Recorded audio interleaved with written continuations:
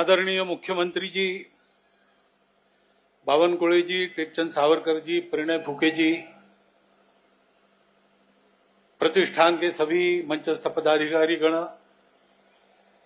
कार्यकर्ता बंधु, उपस्थित सज्जन, माता भगिनी,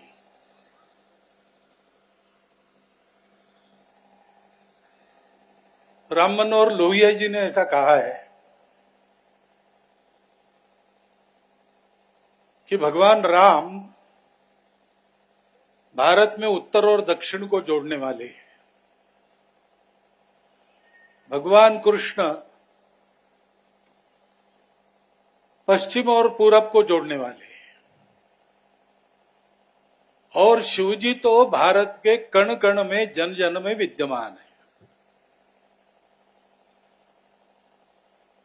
भारत को समझने का ये जो तरीका है, ये अगर हम समझ ले तो ये सारी बातें जो है, शिवजी की महिमा है, वो हमारे समझ में अपने आप आती है। शिवजी कैसे है? वो अपने लिए कुछ नहीं चाहते। शिवजी ने किसी का वर प्राप्त नहीं किया है। शिवजी सबको वर देने वाले हैं। वो सारी देवी देवताओं के महादेव है, आदि देव है, लेकिन उनके जैसा वैभव में रहते नहीं, स्मशान में रहते हैं। मांगते कुछ नहीं, अमृत पीने के लिए जाते नहीं, जहर पीना स्वीकार करते हैं लोक कल्याण के लिए। उनकी शक्ति इतनी प्रचंड है कि जब मंथन चलता है, समाज में मंथन जो चलते ही रहता है, जैसा समुद्र मंथन हुआ था, हर बात को लेकर विचार चलता है। और हम तो कहते हैं कि हमारा देश प्रजातांत्रिक देश है, तो इसमें अनेक विचार है। उन विचारों का मंथन चलता है। उस मंथन में से जो सहमति बनती है, वही अमृत है। उस मंथन में से हम समृद्ध होते हैं, लक्ष्मी प्राप्त होती है, हमारे प्रगति की गति बढ़ती है, उच्च श्रवा नाम का घोड़ा प्राप्त होता है, हमारे बैठने के लिए, इधर उधर जाने के लिए मजबूत आसन मिलता है, ऐरावत नाम का हाथी उसमें से निकलता है, कौस्तुभ मणि निकलता है, ये सब निकलता है। परंतु इस मंथन में से, क्योंकि वो विवाद है, एक तरह से झगड़ा नहीं है लेकिन डिबेट है, तो उसमें से परस्पर जो मुद्दे हैं उनको काटना करना ये सब चलता है, तो थोड़ा सा हलाहल भी निकलता है। उस हलाहल को अगर पचाया नहीं तो हम सबको जला देगा। उस हलाहल को पचाने वाले शिवजी रहते हैं, जो सबके है, देवों के भी है, राक्षसों के भी है, और किसी के नहीं है, इन सबसे अलिप्त, सबसे ऊपर है। ऐसे शिवजी है। और कहां विराजते हैं? तो कैलाश पर विराजते हैं। काशी उनका धाम है, 12 ज्योतिर्लिंगों में साक्षात निवास है, और भी अनेक स्थान है। और ये स्थान केवल भारत में नहीं है, संपूर्ण विश्व में स्वयंभू शिवलिंग निकलते मिलते हैं, क्योंकि वो आदिदेव है। सारे दुनिया में उनकी महिमा है। ऐसे शिवजी है तो वो चराचर में है। इसलिए हमारे यहां ऐसा भी कहते हैं कि जनों में जनार्दन को देखो, नर में नारायण को देखो, और जीव को ही शिव मानकर उसकी सेवा करो। शिवजी के पिंड की पूजा, जैसे यहां महाकाल का मुखौटा बनता है, उसकी पूजा, इन प्रतीकों की पूजा तो करनी ही चाहिए, क्योंकि उससे अभ्यास रहता है। प्रतीकों में शिव जी को देखने का अभ्यास बनता है और यह मानना चाहिए कि विश्व में विचरण करने वाले जड़ चेतन सृष्टि के सब जीव,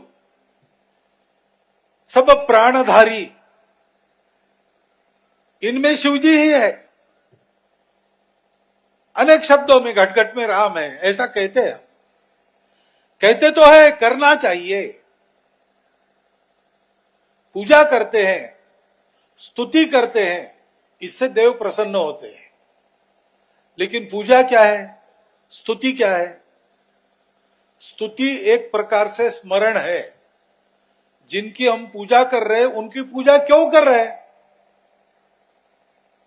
तो उनके गुणों का स्मरण है। अभी मुख्यमंत्री जी ने बताया पूरे शिवतांडव स्तोत्र में उनकी स्तुति है, तो उनके गुणों का वर्णन है।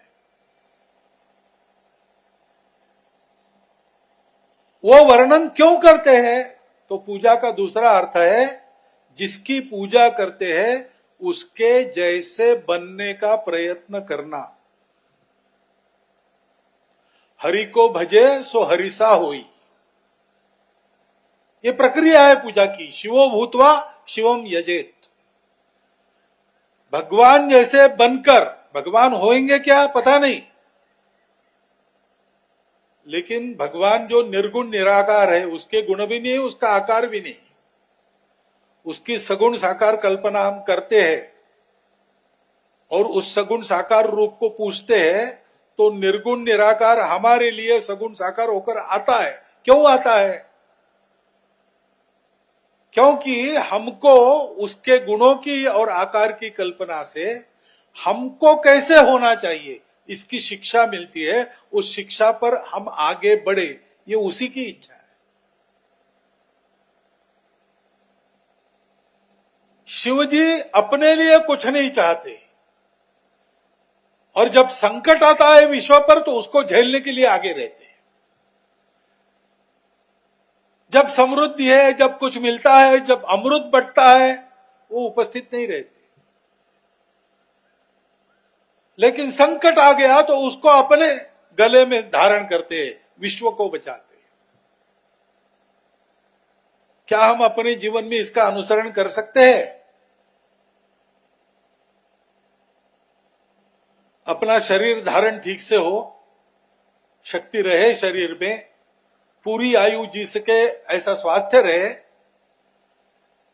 घर परिवार भी ठीक रहे, रोटी कपड़ा मकान स्वास्थ्य शिक्षा अतिथि सत्कार ये गृहस्थों के कर्तव्य है, वो मैं कर सकूं। साईं इतना जी दिए जाद में कुटुंब समाए, मैं भी भूखा ना रहूं साधु भी भूखा न जाए। इतनी अच्छी घर गृहस्थी मैं चलाऊं, उसके लिए परिश्रम करूं, लेकिन यहां रुकना नहीं।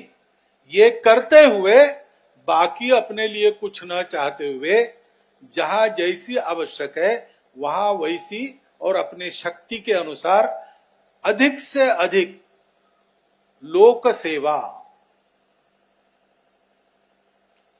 नित्य शिवजी का स्मरण, हमारे अंदर भी शिवजी बैठे इसका भान, हमारे अंदर पवित्रता है ऐसा अगर हमने सोचा तो कोई पाप हमको भटका नहीं सकता। श्री रामकृष्ण परमहंस के एक शिष्य थे, बड़े अच्छे नाटककार थे, फिल्मों में भी कुछ कुछ भाग लेते थे। तो उस दुनिया की आदतें भी उनकी थी, शराब वराब पीते थे बहुत अच्छी। वो परमहंस जी के शिष्य बने। रामकृष्ण परमहंस ने उनको उपदेश दिया, नाम का जप करो और दुर्गुण छोड़ो, लेकिन शराब छूटे नहीं। तो कुछ महीनों के बाद गए कि महाराज मैं आपके कृपा के लायक हूं नहीं, मैं बहुत प्रयास करता हूं लेकिन शराब पीना छूटता नहीं, मुझे लज्जा लगती है, मुझे मुक्त कीजिए आप अपने शिष्यत्व से, क्योंकि मैं उसके लायक नहीं हूं। तो परमहंस जी ने तो समझा, अरे भाई ऐसा मत करो, जो कुछ है भगवान का प्रसाद मान के लेते जाओ। जब तुम शराब पियोगे तो पहले तुम्हारे घर में मेरा चित्र है, उसको थोड़ी सी देते जाओ, फिर मुझे दो। फिर उन्होंने शुरू किया, एक दो बार तो दी, बाद में उनको शर्म लगने लगी कि ये मेरे गुरु है, ये भगवत स्वरूप है, इतना पवित्र इनका जीवन है और मैं इनको क्या दे रहा हूं, शराब। ऐसा करते करते उनकी शराब छूट गई। मनुष्य जब किसी पवित्रता के सान्निध्य में रहने का प्रयास करता है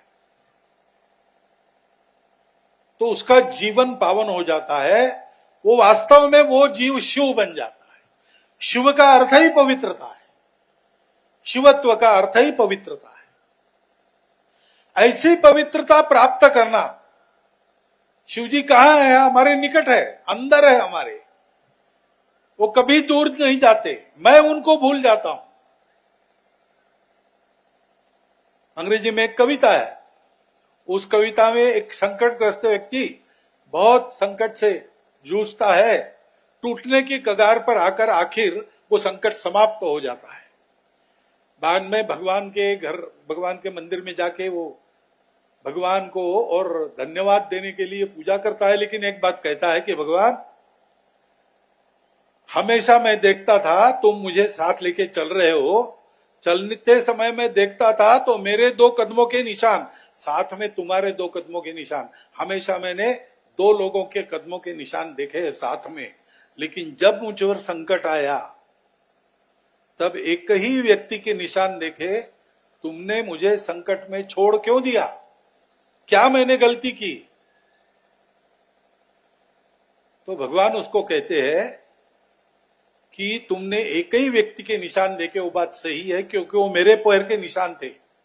जब तुम संकट में पड़े तो मैंने तुमको चलने नहीं दिया, मैंने तुमको दोनों हाथों में उठाकर मैं चला, तो मेरे निशान तुम देख रहे हो, तुम्हारे नहीं है।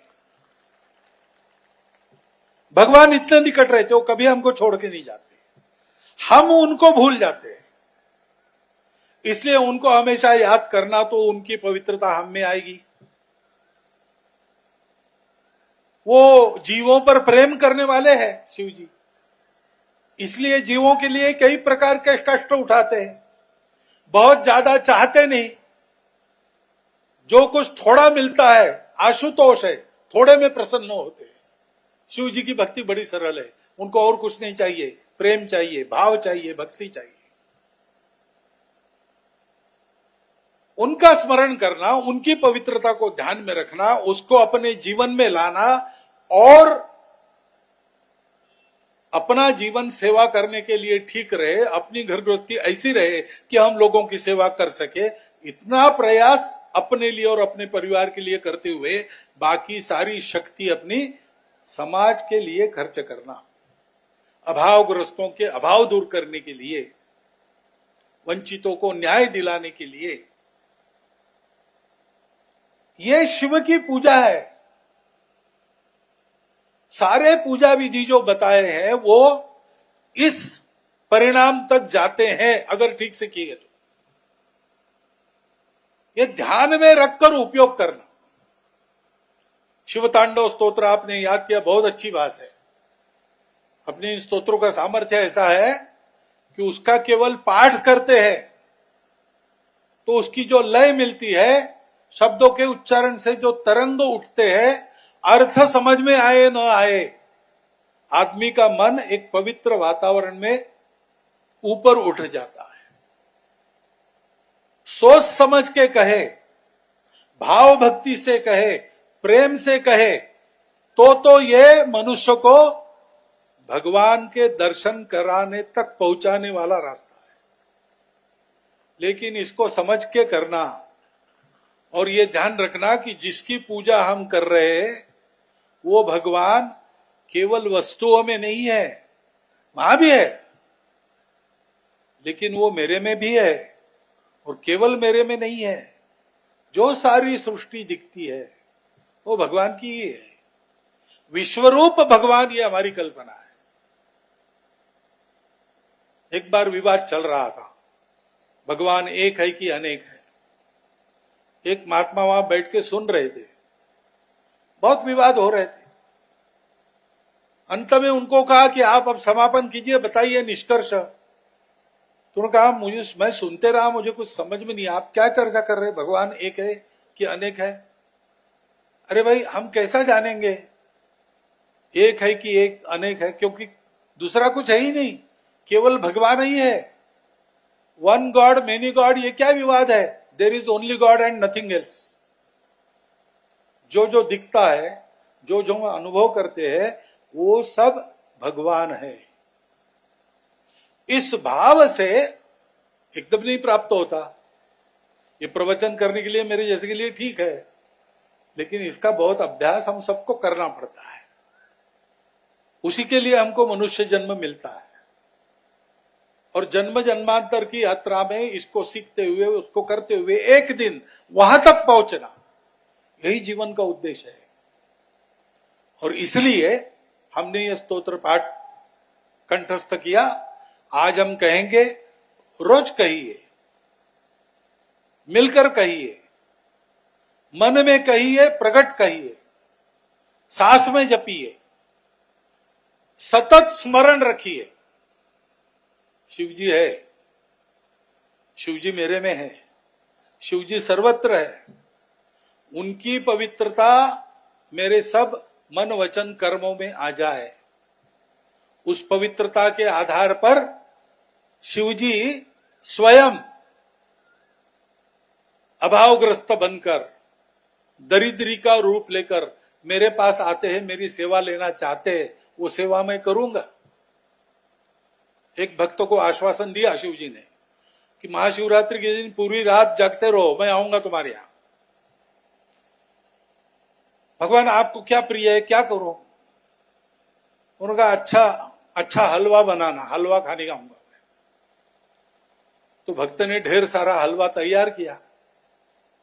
महाशिवरात्रि का उपास करना ही था। रात भर जगने के बाद शिवजी आएंगे, उनको हलवा खिलाएंगे और बाद में अपना उपास समाप्त करेंगे। भूखा बैठ गया। 7 बजे, 8 बजे, 9 बजे भगवान आए नहीं, लेकिन एक भूखा सामने से आया।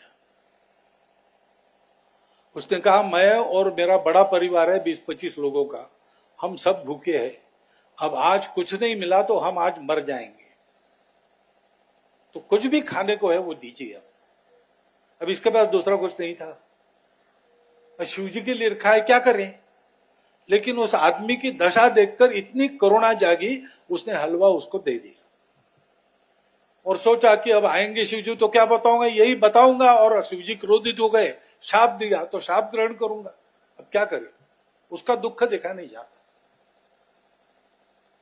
फिर विचार आया कि थोड़े बहुत पैसे तो घर में है, सामने दुकान है, जाके मिठाई ले आता हूं। पैसे निकाले, जाने लगा तो एक आया दौड़ा दौड़ा, कोई बच्चा सा, युवक सा एक आदमी, और पैर पकड़ के उसने कहा कि देखिए, कल सुबह ही मुझे पैसा भरना है, तब मैं परीक्षा दे सकूंगा। मेरे पास कुछ नहीं है, आज शिवरात्रि है, थोड़ा मुझे दान कर दीजिए तो मेरा कल्याण हो जाएगा, आपको आशीर्वाद मिलेगा। अब उसको लगा कि शिवजी के लिए अब होटल से भी कुछ लाना है, तो थोड़े बहुत पैसे बचे, ये मांग रहा है। लेकिन उसको देख के उसको इतनी दया आई, उसने पैसा दे दिया। तीसरी बार एक व्यक्ति आया कि आज मैं मंदिर के सामने बैठ के जाप करने वाला हूं, मेरे पास आसन नहीं है, एक आसन देना। अब इसके पास भी एक ही था आसन, वो शिवजी के लिए बिछा के रखा था, लेकिन इसकी देखी अवस्था, वो आसन भी दे दिया। शिवजी रात भर आए नहीं। दूसरे दिन वो सोचने लगा कि ये सब शिवजी के लिए तैयारी की थी और उनको दे दी। शिवजी को तो वो सर्वज्ञ है, उनको ध्यान में आया होगा कि मेरे लिए किया, वो सबको बांट दिया, इसलिए मुझे नहीं चाहता, इसलिए गुस्सा होके आए नहीं। सोचता रहा कि क्या करे, कैसा करे, इस पाप का परिमार्जन कैसा करे। रात को शिवजी उसके सपने में आए, तो सपने में उसने पूछा कि आप बहुत गुस्सा हो गए कि आप आए नहीं दर्शन देने?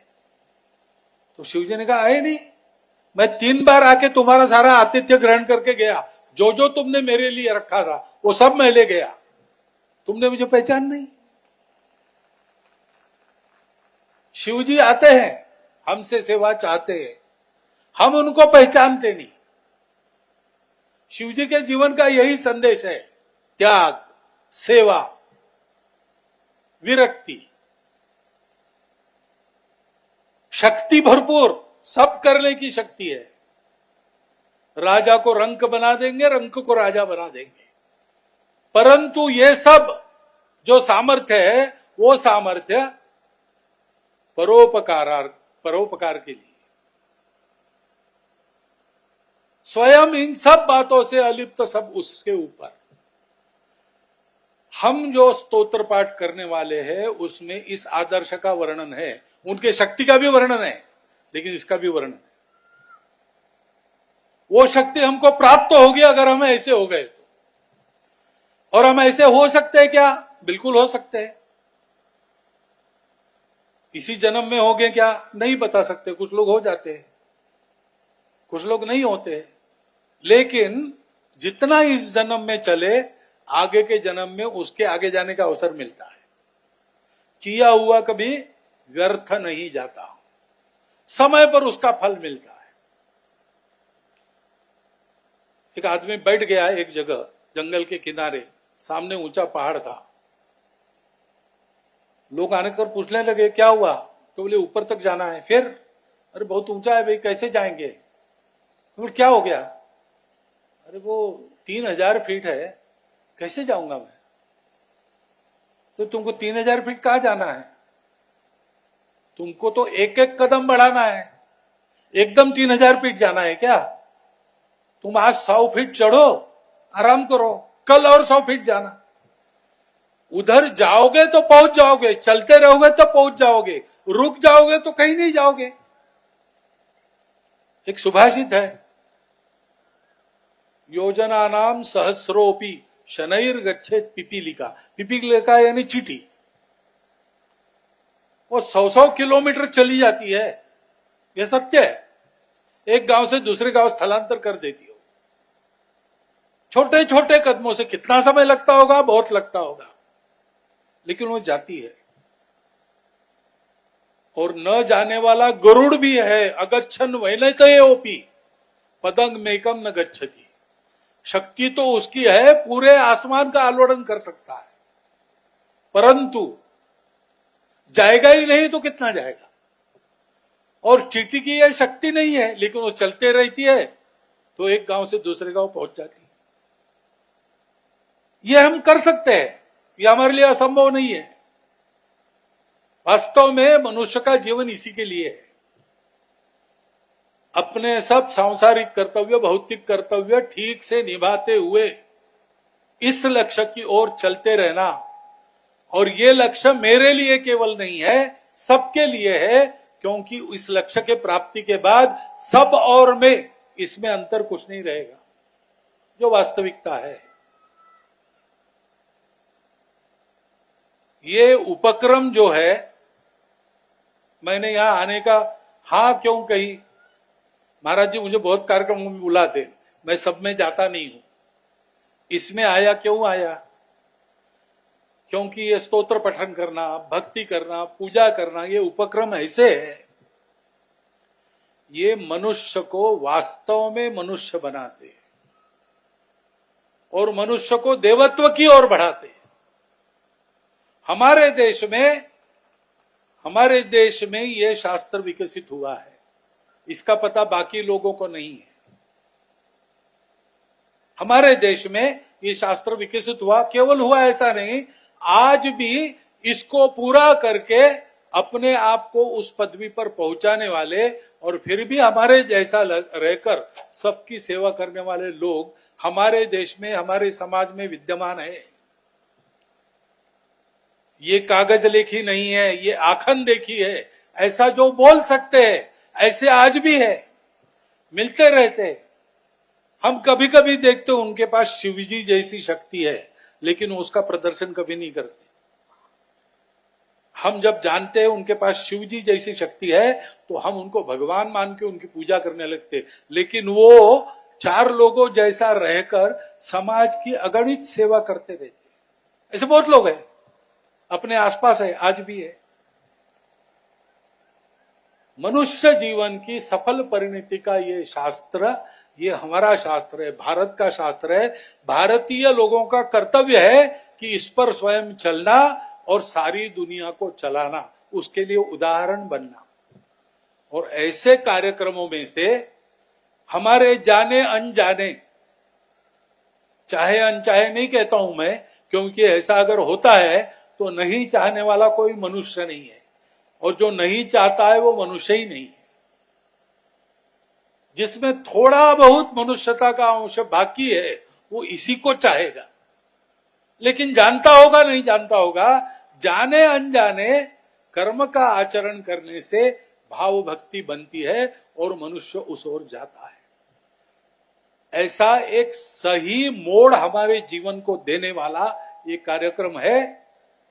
कार्यक्रम के नाते इसको प्रतिवर्ष आप करते रहिए, इसकी संख्या बढ़ाते रहिए, लेकिन ये एक दिन का कार्यक्रम नहीं है, ये जीवन भर का आचरण है। इसको ध्यान में रखकर इसको कीजिए और अन्य लोगों से करवाइए। ये बहुत बड़ा मानव सेवा का, देश सेवा का और अपने कल्याण का काम है। एक पंथ में 3-3 काज साधने वाला ये कार्यक्रम है, और इसीलिए मुझे बुलाते ही मैंने अपनी समय वगैरह देखकर आज की तारीख दी थी। मुझे बहुत आनंद है कि आज मैं यहाँ बैठकर आपको शिवतांडव स्तोत्र का पठन करते हुए सुनने वाला हूं, देखने वाला हूं। जितना पुण्य आपको मिलेगा श्रवण करने से, मुझे भी थोड़ा बहुत मिलेगा। मेरा भी जीवन आपके प्रयासों के कारण थोड़ा बहुत धन्य होगा, इसलिए मैं आपको धन्यवाद देता हूं, कृतज्ञता व्यक्त करता हूं और मेरे 4 शब्द समाप्त करता हूं।